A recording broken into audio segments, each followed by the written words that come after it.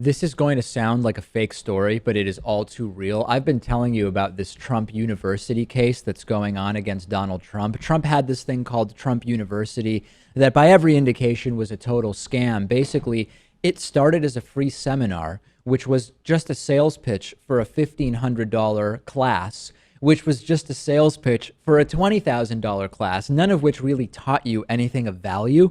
And the latest news is that the case is moving forward. Trump has tried to dismiss the entire thing, says it's bogus, says he could have settled, but he wants to win.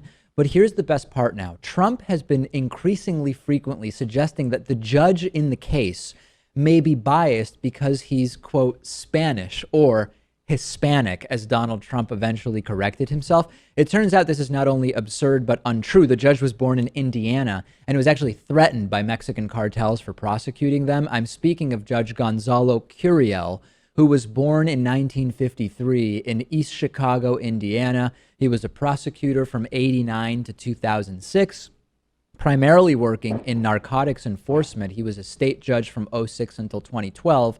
And at that point, President Obama nominated him to be a federal district court judge. He was reportedly targeted for assassination by members of a Mexican drug cartel when he was ultimately successful in prosecuting them. And Trump has gone after Curiel as a Mexican who's attacking Trump because of his ethnic heritage. A couple months ago at a rally in Bentonville, Arkansas, Trump wanted to basically minimize the entire case against Trump University. And he said, well, this judge has tremendous hostility against me because he's, quote, Spanish. Here's a quote from Trump.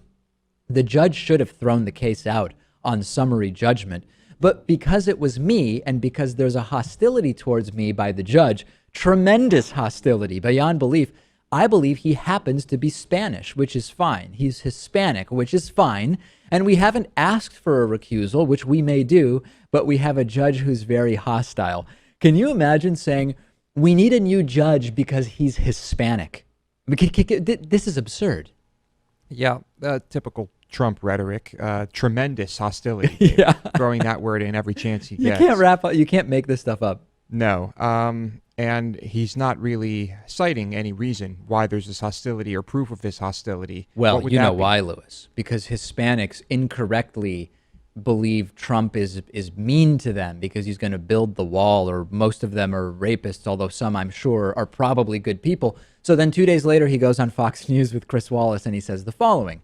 I think the judge has been extremely hostile to me. I think it has to do with the fact I'm very, very strong on the border, and he happens to be extremely hostile to me. We have a very hostile judge. He is Hispanic, and he is very hostile to me. And then last Friday, yeah, I know. Then last Friday, Trump spent 12 minutes during a campaign speech talking about Judge Curiel and this thinly veiled racist tirade against him. Recently, CNN's Jim Acosta asked Trump, why do you have to mention that he's Mexican? How is that relevant? And Trump said, because I'm a man of principle. People are being played for fools by this guy. Meanwhile, former Trump University workers are calling the school a lie and a scheme, including Ronald Schnackenberg, a former sales manager for the company, saying, I believe that Trump University was a fraudulent scheme.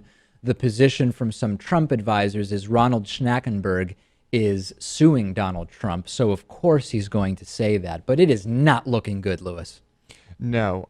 Any judge who wasn't paid off by Trump or something like that would realize that something very strange was going on with this Trump University stuff.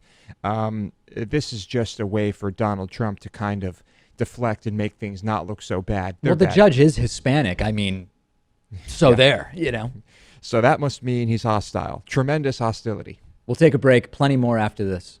I've talked about how people of all ages, but particularly millennials, are owning cars less and participating more in the sharing economy. And one of the more popular options is Zipcar, which gets you a car when you want it, when you need it. They offer all sorts of cars, SUVs, hybrids, whatever you need. It includes insurance and it includes gas. You just pay for the time that you actually use the car. And you can reserve the car online from your smartphone over the phone. Then you unlock it with your Zip card. Each car share member reduces their personal CO2 emissions by between 1,100 and 1,600 pounds per year.